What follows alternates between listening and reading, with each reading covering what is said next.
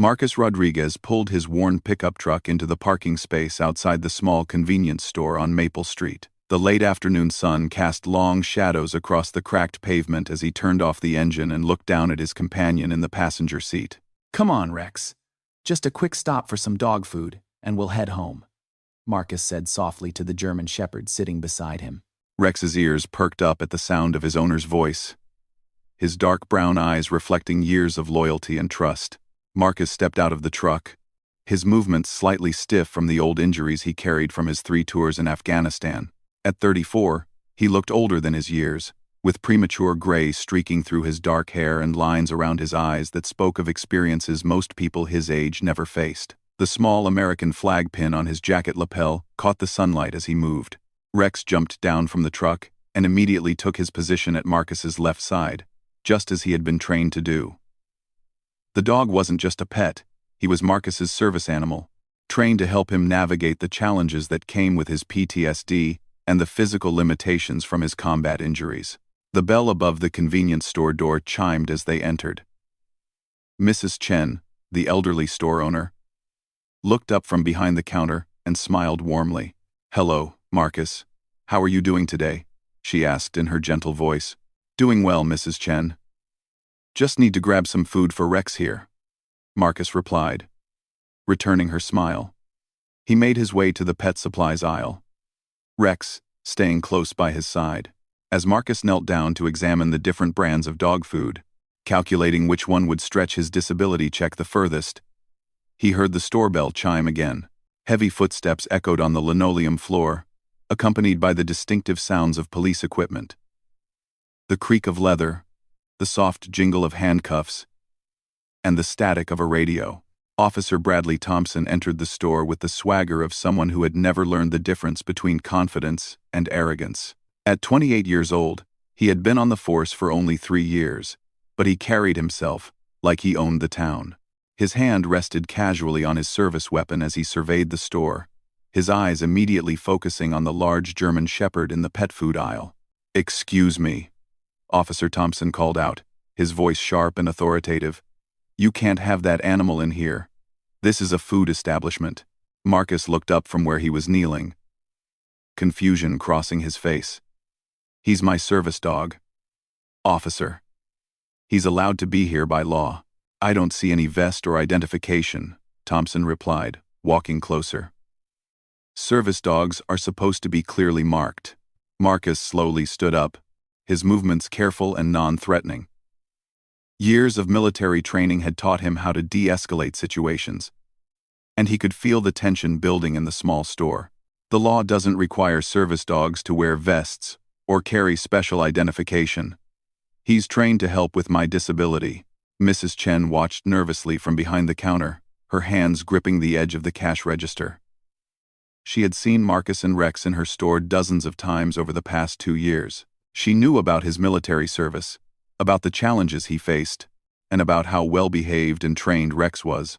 "What kind of disability?" Officer Thompson asked, his tone skeptical. "You look fine to me." Marcus felt his jaw tighten. This was the question he dreaded, the one that forced him to explain the invisible wounds that were often harder to heal than the physical ones. "I have PTSD and some mobility issues from my military service. Rex is trained to help me with anxiety attacks and to provide stability support when needed."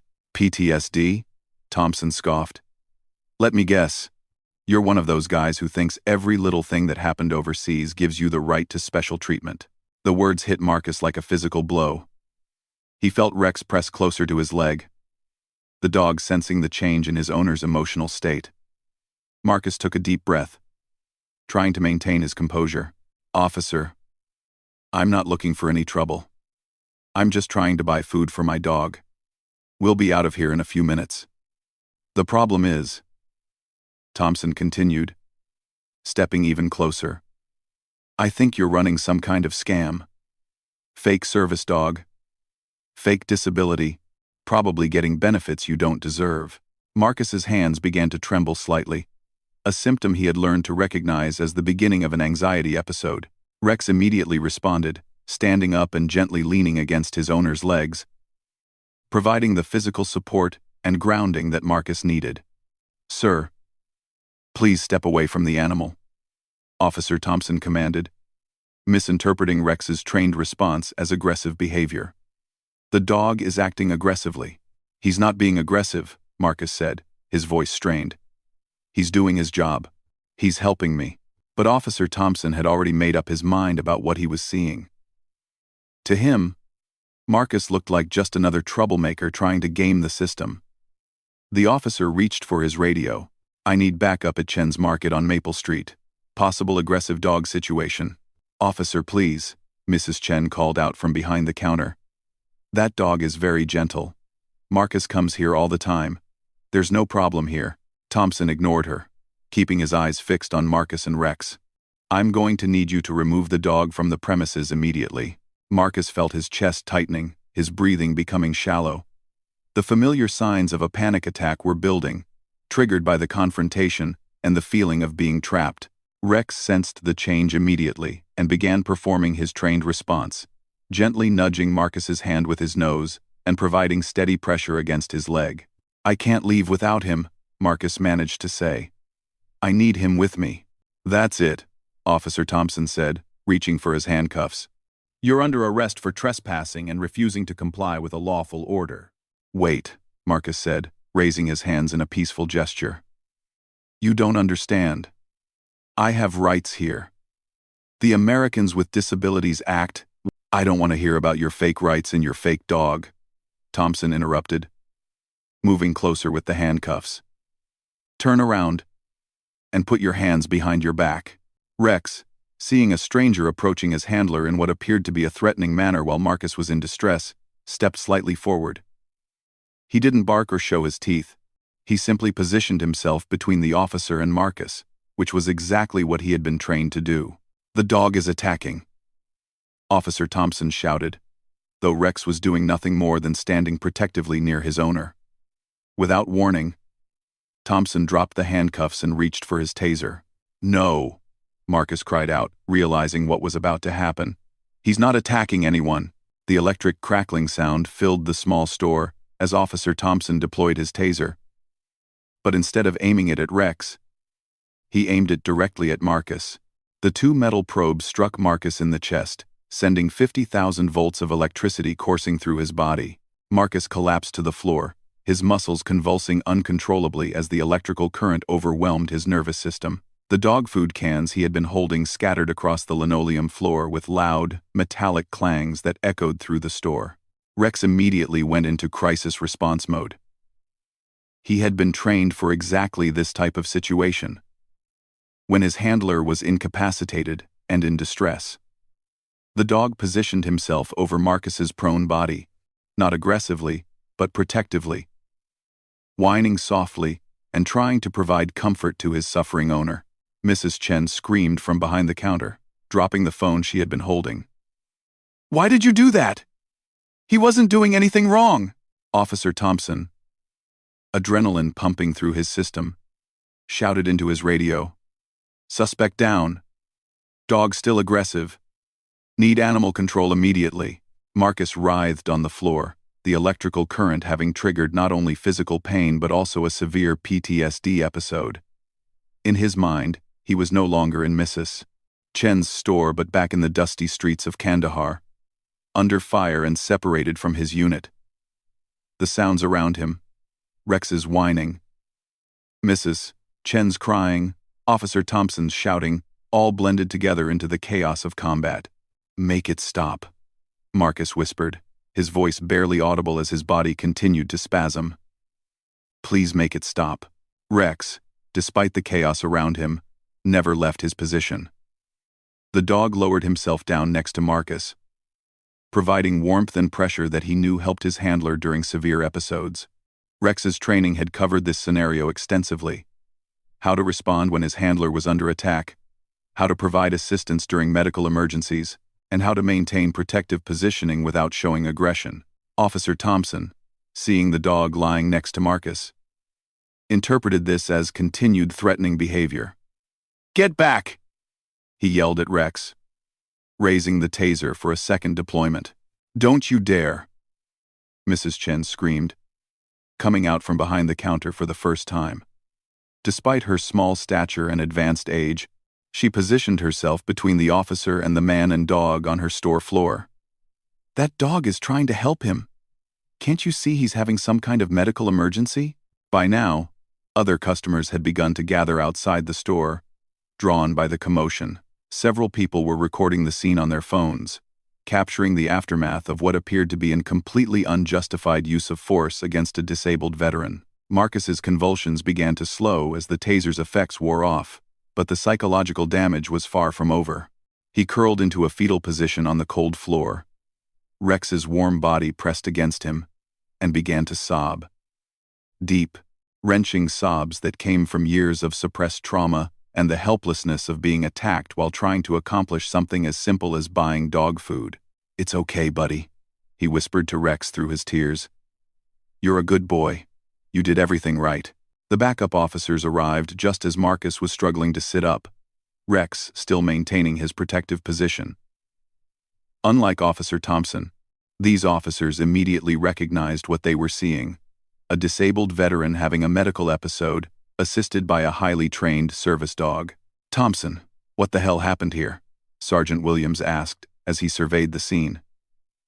He was a 20-year veteran of the force and had seen enough to recognize when something had gone very wrong. "Suspect was trespassing with an aggressive dog," Thompson replied, but his voice lacked the confidence it had carried earlier. "Dog was threatening customers and showing aggressive behavior toward me." "That's not true," Mrs. Chen interjected, her voice shaking with anger and distress. "Marcus comes here all the time with Rex. They never cause any problems. The dog was just helping Marcus when he got upset. This officer tased him for no reason." Sergeant Williams knelt down next to Marcus, who was slowly regaining his composure with Rex's help. "Sir, are you injured? Do you need medical attention?" Marcus looked up at the sergeant, his eyes still showing the haunted look that came with severe PTSD episodes. "I'm okay," he managed to say. "Just need a few minutes. Can you tell me what happened here?" Sergeant Williams asked gently. As Marcus recounted the events, his voice growing stronger with each sentence, Sergeant Williams's expression grew increasingly grim. He had seen Officer Thompson's reports before, and there had been complaints about his aggressive approach and his tendency to escalate situations unnecessarily. "Sir, I'm very sorry this happened to you," Sergeant Williams said after Marcus finished his account. "This should never have occurred, and I want you to know that we take these matters very seriously."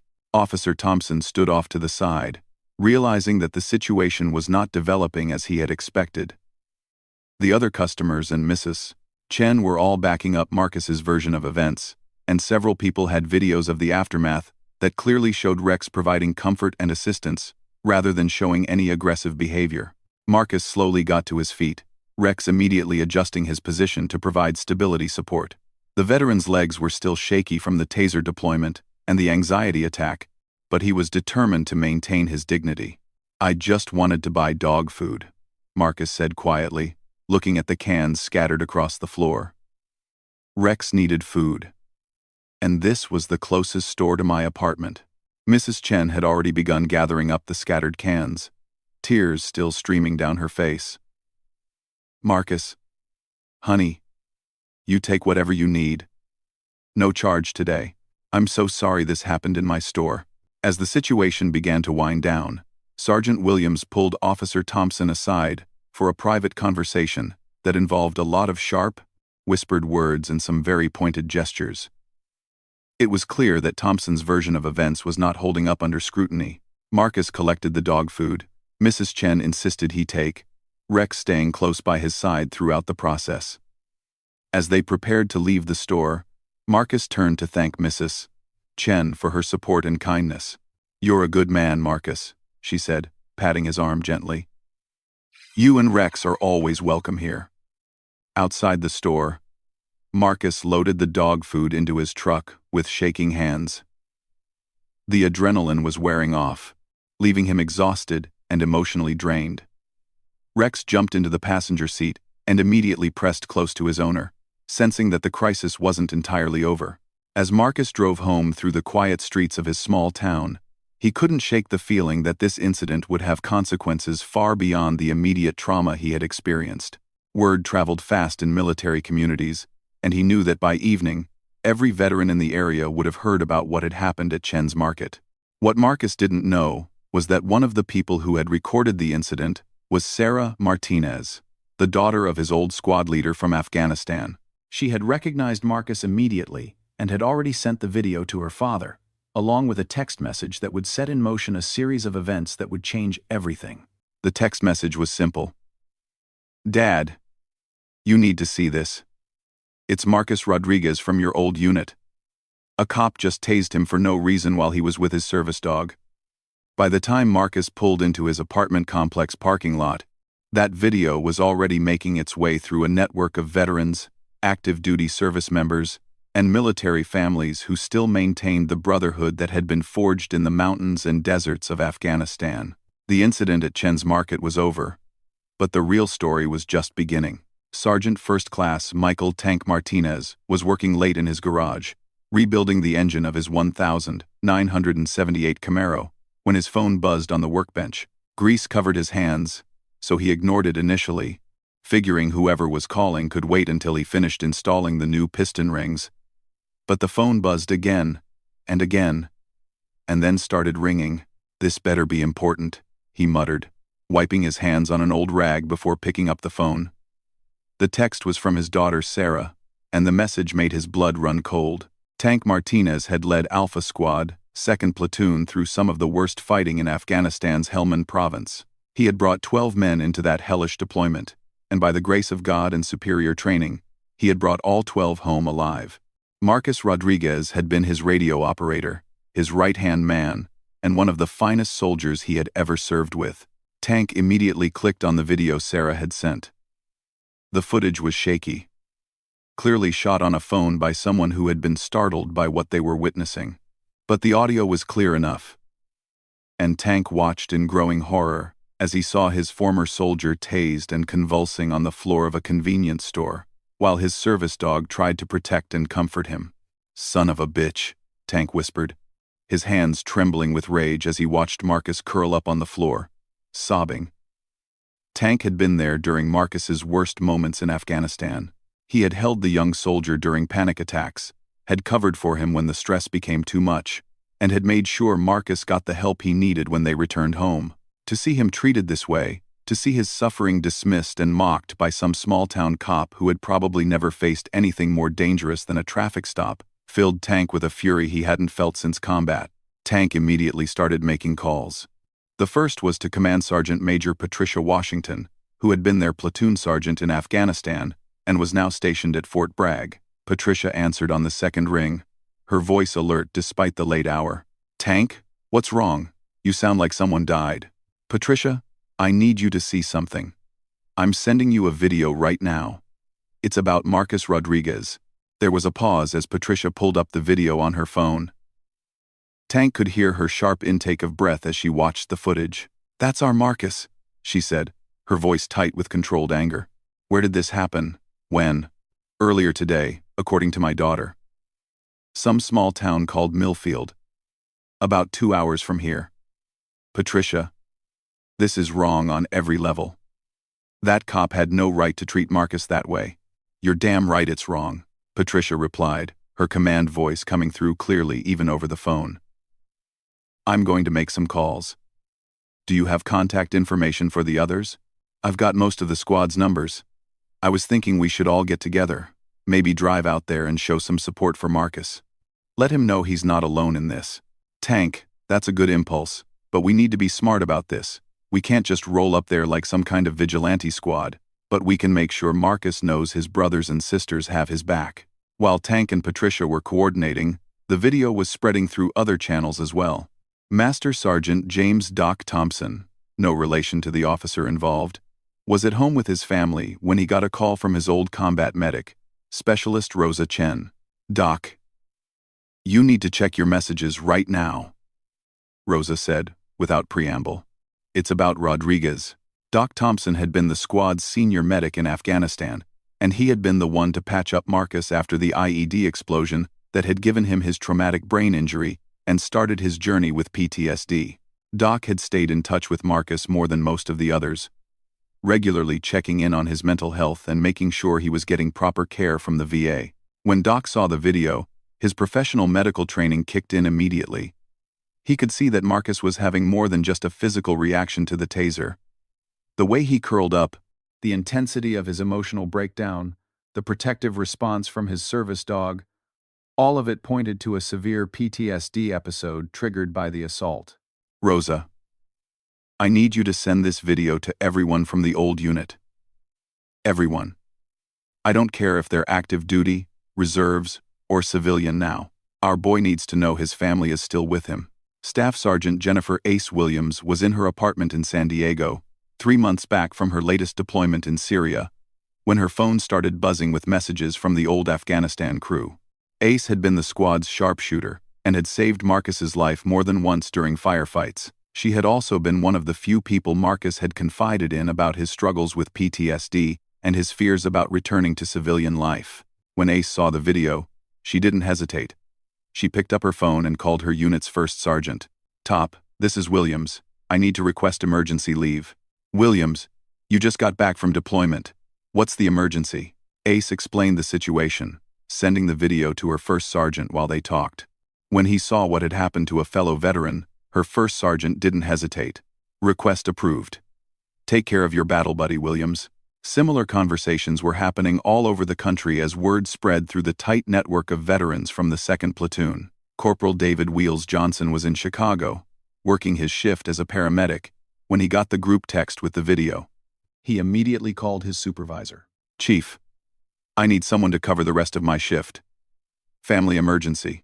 Specialist Tony Russo was in New York, finishing up his shift at a construction site, when he saw the video. Tony had been Marcus's bunkmate in Afghanistan, and the two had shared the kind of bond that comes from depending on each other for survival.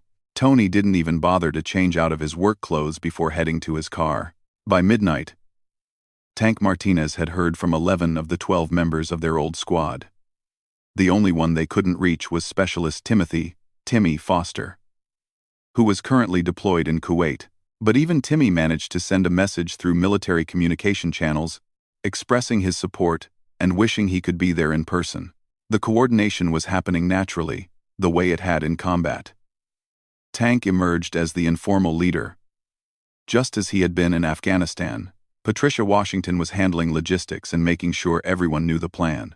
Doc Thompson was coordinating with local VA resources to make sure Marcus would have medical support available if needed. Tank had managed to get Marcus's current address through his contacts at the local VA hospital. The plan was simple. They would all converge on Millfield the next morning.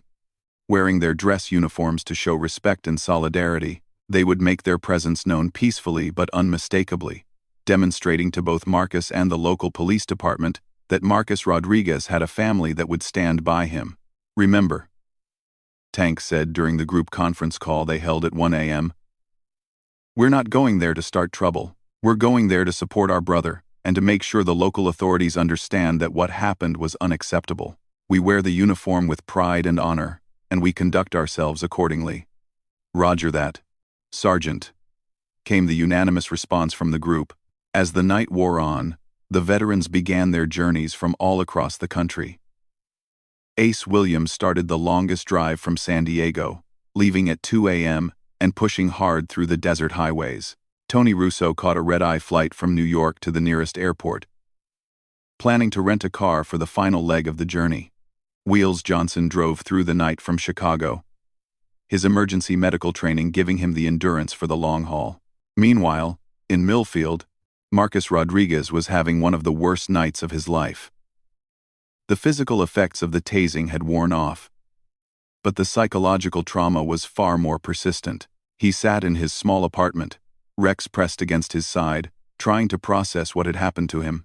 Marcus had called the VA crisis hotline twice during the night, needing to talk to someone who understood the complexities of PTSD and how trauma could compound upon itself. The counselor he spoke with was concerned enough to arrange for a check-in call every few hours until Marcus felt more stable. "I don't understand why he treated me that way," Marcus told the counselor during his 3 a.m. call. I wasn't threatening anyone. Rex wasn't threatening anyone. I just wanted to buy dog food. Marcus, what happened to you was wrong. The counselor replied. It was a violation of your rights as a person with a disability. And it was completely unjustified. But I want you to remember that this one person's actions don't represent how everyone feels about veterans or about people with service dogs. Rex seemed to sense that his handler was having an especially difficult night. The dog barely left Marcus's side, providing constant physical contact and pressure that helped keep Marcus grounded in the present, rather than slipping back into traumatic memories. At dawn, Tank Martinez was the first to arrive in Millfield. He had driven straight through the night from his home 3 hours away, sustained by coffee and the kind of determination that had gotten him through multiple combat deployments. He parked outside the small motel on the edge of town and called Marcus. Marcus? It's Tank Martinez. From the old unit. There was a long pause on the other end of the line. Tank? Why are you calling? Son. My daughter saw what happened to you yesterday. She sent me the video. Marcus, I'm in Millfield right now. And I'm not the only one coming. Another pause, longer this time. What do you mean? I mean your family is coming, Marcus. The whole squad. We're not going to let you face this alone. Marcus felt tears welling up in his eyes. He had lost touch with most of the unit over the years, not out of any animosity, but because it was sometimes easier to try to move forward without constantly being reminded of the war. But hearing Tank's voice, knowing that his old squad leader had driven through the night just to support him, brought back all the feelings of brotherhood and belonging that he had missed so desperately. Tank, you don't have to do this. I'm okay. Like hell you're okay. And like hell we don't have to do this. We left no one behind in Afghanistan. And we're not leaving you behind now. By 8 a.m., half the squad had arrived in Millfield.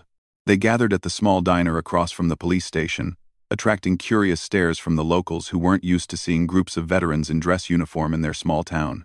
The uniform code was immaculate, pressed and starched, ribbons and badges precisely positioned, boots polished to a mirror shine. Doc Thompson had driven down from Virginia and immediately went to check on Marcus at his apartment. When Marcus opened the door and saw Doc standing there in his dress blues, he broke down completely. I'm sorry, Doc. Marcus sobbed, as the older soldier embraced him. I'm sorry I'm still such a mess after all these years. You have nothing to be sorry for, Doc replied firmly. Nothing at all. What happened to you was wrong. And we're here to make sure everyone knows it. Rex, who had been trained to recognize different emotional states, seemed to understand that this visitor was welcome and beneficial for his handler. The dog allowed Doc to enter the apartment and even seemed to relax slightly as he sensed Marcus's mood improving with the arrival of support. By 10 a.m., Patricia Washington had arrived from Fort Bragg, bringing with her an understanding of military protocol and media relations that would prove invaluable in the hours to come. She immediately took charge of organizing the group's presentation and making sure they followed all proper procedures. Listen up. Patricia addressed the assembled squad members. We're here to support Marcus and to make a statement about how veterans should be treated. But we do this by the book. We're disciplined, we're respectful, and we represent the best of what the military stands for. The local media had started to take notice as well. The sight of multiple veterans in dress uniform gathering in the small town had attracted the attention of news crews from nearby cities. Sarah Martinez, who had originally recorded the incident, found herself being interviewed by reporters who wanted to understand the connection between the veterans and the man who had been tased. Marcus Rodriguez served our country with honor and distinction, Sarah told the cameras. He came home wounded, both physically and mentally. And he's been working hard to rebuild his life. Yesterday, he was assaulted by a police officer for no reason other than having a service dog and visible disabilities. These veterans are here to show that the military doesn't abandon its own. Quote, as the morning progressed, the story began to gain traction on social media and news outlets. The combination of the original video showing the unjustified tasing of a disabled veteran and the arrival of his old military unit in dress uniform created a powerful narrative that resonated with people across the country. Tank Martinez stood outside the police station with several squad members, all in perfect formation, waiting patiently. They weren't protesting or making demands. They were simply present. A living reminder that Marcus Rodriguez was not alone, and that his service to his country had earned him respect and protection, not mistreatment and abuse. Chief of Police Robert Klein, a former Marine himself, came out of the station to speak with the assembled veterans. He had spent the night reviewing the incident report and the video evidence, and he was deeply troubled by what he had seen. "Gentlemen, ladies," Chief Klein addressed the group, "I want you to know that we are taking this incident very seriously. A full investigation is underway, and appropriate disciplinary action will be taken." Tank stepped forward as the informal spokesperson for the group. "Chief, we appreciate that. But we also want to make sure that Mr. Rodriguez receives the respect and apology he deserves. What happened yesterday was not just a violation of policy. It was an assault on a disabled veteran who was simply trying to live his life." The chief nodded solemnly. "You're absolutely right, Sergeant. And I give you my word that this will be addressed properly." As the media attention grew throughout the day, more veterans began arriving in Millfield. These weren't just members of Marcus's old squad. They were veterans from across the region who had heard about the incident and wanted to show their support. By noon, there were more than 50 veterans in dress uniform gathered in the small town, turning what had started as a squad reunion into a major demonstration of military solidarity. The sight of so many veterans, all perfectly groomed and disciplined, standing together in support of one of their own, sent a powerful message to both the local community and the watching nation. This wasn't a mob or an angry protest. It was a family coming together to protect one of its members.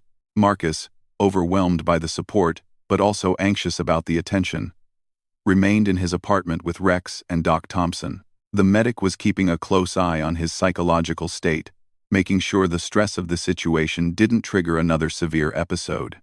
"I can't believe they all came," Marcus said, looking out his window at the gathering crowd of veterans. "I lost touch with most of them years ago. I figured they'd forgotten about me." "Brother," Doc replied, "we never forget. We might lose touch. We might get busy with our own lives. But when one of us needs help, we come running. That's what family does." As the afternoon approached, the full impact of what was happening in Millfield was becoming clear. The story had gone national, with major news networks picking up the footage of the incident and the remarkable response from the military community. Social media was flooded with messages of support for Marcus and criticism of Officer Thompson's actions. But the veterans weren't done yet. Tank Martinez had been coordinating with the arrivals throughout the day, and by evening, he expected to have the entire original squad present in Millfield.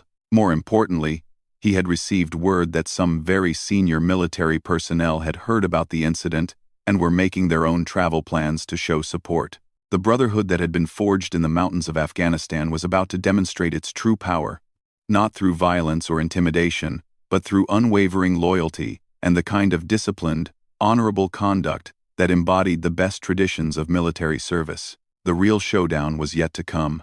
Colonel Sarah Henderson had been in meetings all morning at the Pentagon when her aide handed her a tablet with a news story that was trending across military social media. As she watched the video of Marcus Rodriguez being tased in the convenience store, her expression hardened.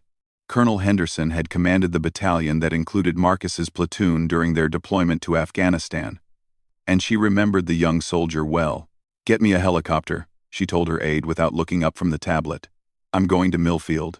"Ma'am, your schedule today. Cancel it. All of it. This is more important." By 2 p.m., Colonel Henderson was airborne, along with Command Sergeant Major Robert "Iron Mike" Johnson, who had been the battalion's senior enlisted advisor during the Afghanistan deployment. Word had reached the highest levels of the military command structure, and several general officers had already issued statements condemning the treatment of the veteran. Meanwhile, in Millfield, the gathering of veterans had grown to nearly 100 strong. They stood in formation outside the police station, not blocking traffic or interfering with business, but making their presence unmistakably felt.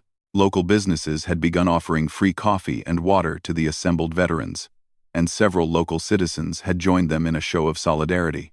Tank Martinez received a call that made him stand straighter than he had since leaving active duty. "Sergeant Martinez, this is Colonel Henderson. I'm en route to your location with Command Sergeant Major Johnson. ETA, 15 minutes. Tank felt his chest swell with pride and emotion. "Yes, ma'am. We'll be ready for you." When the news spread through the ranks of assembled veterans that a full colonel was coming to personally show support for Marcus, the atmosphere became electric.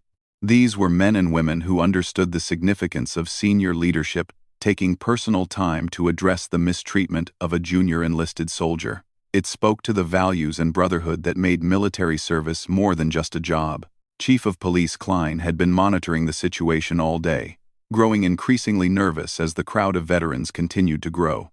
When he learned that a Pentagon colonel was en route, he knew the incident had escalated far beyond anything his small-town police department was equipped to handle. He called the mayor and requested an emergency meeting. Inside the police station, Officer Bradley Thompson sat in a conference room with the police union representative, reviewing his incident report for the 5th time that day. His story kept changing slightly with each retelling, and the union rep was getting worried. "Brad, you need to understand something," the union representative said. "The video doesn't support your version of events. The dog never showed aggressive behavior, the veteran was clearly having a medical episode, and there's no evidence of any crime being committed. This looks really bad." Thompson, who had spent the morning watching his name trend on social media alongside terms like police brutality and veteran abuse, was beginning to realize the magnitude of his mistake. "I thought he was faking it. I thought the whole service dog thing was a scam."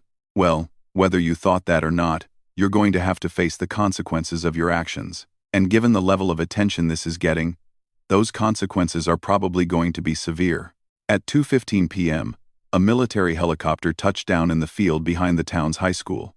Colonel Henderson and Command Sergeant Major Johnson emerged in dress uniforms, their bearing and presence immediately recognizable to every veteran in town. The crowd of veterans spontaneously formed up into ranks as their former commanding officers approached. Tank Martinez called the group to attention as Colonel Henderson walked up to the formation. "Battalion, attention!" 100 veterans snapped to attention with a precision that would have made any drill sergeant proud. The sound of heels clicking together echoed across the street like a single, sharp crack of thunder. "At ease," Colonel Henderson commanded, her voice carrying easily across the group. "First, I want to thank all of you for being here. Your loyalty to Specialist Rodriguez exemplifies the best traditions of military service. Second, I want you to know that this incident has been brought to the attention of the highest levels of military leadership, and we are committed to ensuring that justice is served." The colonel's words were met with a loud hooah from the assembled veterans, a sound that made several civilians jump and drew every eye on the street. Inside his apartment, Marcus had been watching the gathering through his window, overwhelmed by the demonstration of support but also struggling with anxiety about being the center of such intense attention. When Doc Thompson informed him that Colonel Henderson wanted to see him personally, Marcus felt his hands start to shake. "I can't do it, Doc," Marcus said. "I can't face the colonel like this. Look at me. I'm a mess. I'm not the soldier I used to be." Doc knelt down in front of Marcus, placing firm hands on his shoulders. "Marcus, listen to me. Colonel Henderson didn't come here to judge you or to evaluate your military bearing. She came here because you're one of her soldiers, and someone hurt you unjustly. You don't have to be perfect, you just have to be present." Rex seemed to understand the importance of the moment. The service dog positioned himself at Marcus's side, ready to provide whatever support was needed. Marcus took a deep breath, straightened his civilian clothes as best he could, and walked outside to meet his former commanding officer. When he saw Colonel Henderson approaching, flanked by Command Sergeant Major Johnson and Tank Martinez, muscle memory took over. Despite his anxiety, despite his PTSD, despite everything he had been through, Marcus snapped to attention and rendered a sharp salute. Colonel Henderson returned the salute with equal precision, then stepped forward and did something that surprised everyone watching. She embraced Marcus Rodriguez in a hug that lasted for several long seconds. "I'm sorry this happened to you, son," she said quietly. "And I'm proud of the man you've become despite everything you've been through." Marcus felt tears streaming down his face. But for the first time in 24 hours, they were tears of gratitude rather than trauma. "Thank you for coming, ma'am. I never expected, all of this." "Marcus," the colonel said, stepping back but keeping her hands on his shoulders. "You served with honor and distinction in one of the most dangerous deployments our unit ever faced. You earned every bit of respect and support we're showing you today. No police officer or anyone else has the right to treat you the way you were treated yesterday." The crowd of veterans had maintained their formation, but every eye was on the interaction between Marcus and Colonel Henderson. Many of them were thinking about their own struggles with returning to civilian life, their own encounters with people who didn't understand what they had been through, and their own moments of feeling forgotten or abandoned. Chief Klein appeared at the edge of the crowd, clearly nervous but determined to address the situation. Colonel Henderson noticed his approach and walked over to meet him, Marcus and Command Sergeant Major Johnson following. "Colonel, Chief Klein," Klein said, extending his hand. "I want to personally apologize for what happened to Mr. Rodriguez. This incident does not represent the values of our department or our community." "Chief Klein," Colonel Henderson replied, accepting the handshake. "I appreciate your statement. But an apology to me isn't what's needed here. Specialist Rodriguez is the one who deserves an apology, and more importantly, he deserves to see that appropriate action is taken to ensure this never happens again."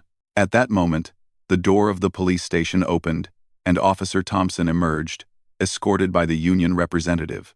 The sight of the officer who had tased him caused Marcus to step back involuntarily, Rex immediately moving to provide support. Thompson looked out at the sea of veterans in dress uniforms, at the colonel with her command presence, and at Marcus standing with his service dog, and the full weight of what he had done finally hit him. These weren't troublemakers or freeloaders trying to game the system. This was a genuine American hero, surrounded by fellow heroes, all of whom had sacrificed more for their country than Thompson could ever imagine. "Mr. Rodriguez," Thompson said, his voice barely above a whisper, I owe you an apology. What I did was wrong. I made assumptions about you that were completely unjustified, and I treated you in a way that was inexcusable." Marcus looked at the officer who had caused him so much pain and trauma. Every instinct told him to be angry, to reject the apology, to demand more than just words. But Marcus had been trained as a soldier to be better than his worst impulses. "Officer Thompson," Marcus said, his voice steady despite his emotional state, "I accept your apology. But I need you to understand something. What you did to me yesterday didn't just hurt me physically, it triggered memories of combat trauma that I work every day to manage. It made me feel helpless and violated in a way that brought back some of the worst moments of my life." Thompson nodded, tears now visible in his eyes. "I understand, sir. And I want you to know that I'll be resigning from the police force effective immediately. I don't deserve to wear the badge after what I did to you." Chief Klein stepped forward. "Officer Thompson, your resignation is accepted. Additionally, the department will be implementing immediate changes to our training protocols regarding veterans, people with disabilities, and de-escalation techniques." Colonel Henderson addressed the crowd of veterans and the gathering civilians. "What you've witnessed here today is accountability in action. When someone fails to live up to the standards we expect, there are consequences. But more importantly, you've witnessed the power of brotherhood and the importance of standing up for those who need support." The colonel turned back to Marcus. "Specialist Rodriguez, I want to make sure you have all the resources you need going forward. The VA has been notified about this incident, and you'll be receiving priority treatment for any ongoing effects. Additionally, we're going to make sure your story is heard at the highest levels of government to help prevent similar incidents from happening to other veterans." As the afternoon progressed, the formal aspects of the gathering began to wind down, but the emotional impact was just beginning to be felt. Local news crews captured footage of veterans embracing Marcus, of Officer Thompson's resignation, and of Colonel Henderson's powerful statement about military values and accountability. Mrs. Chen from the convenience store appeared with several bags of groceries for Marcus, refusing to accept any payment. "You're a good man," she told him. "You and Rex are always welcome in my store." Tank Martinez pulled Marcus aside as the crowd began to disperse. "Marcus, I want you to know that yesterday doesn't define you. And it doesn't define how people see you. You're surrounded by family, and you're never going to face anything like this alone again." "Tank," Marcus replied, "I don't know how to thank all of you. When I woke up this morning, I felt more alone than I had since coming home from Afghanistan." Now you remember what you should never have forgotten," Tank interrupted. "You're not alone. You never were." As evening approached, most of the veterans began making their journeys home, but not before exchanging contact information and making plans to stay in better touch. The incident had reunited a group of warriors who had drifted apart over the years, reminding them all of the importance of maintaining the bonds that had kept them alive in combat. Doc Thompson stayed behind to make sure Marcus was psychologically stable and to help coordinate his ongoing care. "Marcus, what happened yesterday was traumatic, but I want you to pay attention to how it resolved. Your brothers and sisters came running when you needed them. The system worked. Eventually, justice was served, and accountability was enforced." Rex seemed to understand that the crisis was over. The dog remained close to Marcus but appeared more relaxed than he had since the incident began.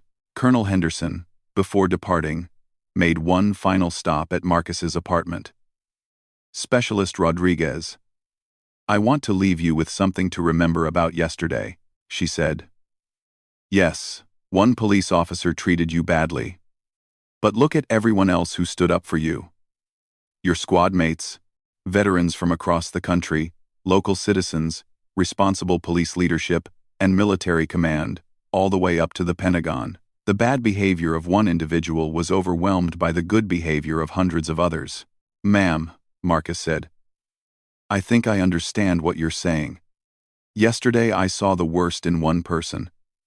But today, I've seen the best in so many others." "Exactly. Don't let the actions of one ignorant individual overshadow the support of everyone else who has your back." As night fell over Millfield, Marcus sat in his apartment with Rex at his side, processing the emotional roller coaster of the past 2 days. The trauma of the tasing was still there, and it would take time and counseling to fully work through it. But the knowledge that he was part of something larger than himself, that his service had meaning, and that his brothers and sisters would always come when called, provided a foundation of strength that no single bad experience could shake. The story of what happened in Millfield spread far beyond the military community. It became a powerful example of how veterans support each other, how accountability can be enforced even in difficult situations, and how the values of honor, respect, and brotherhood that are forged in military service continue to guide veterans long after they return to civilian life.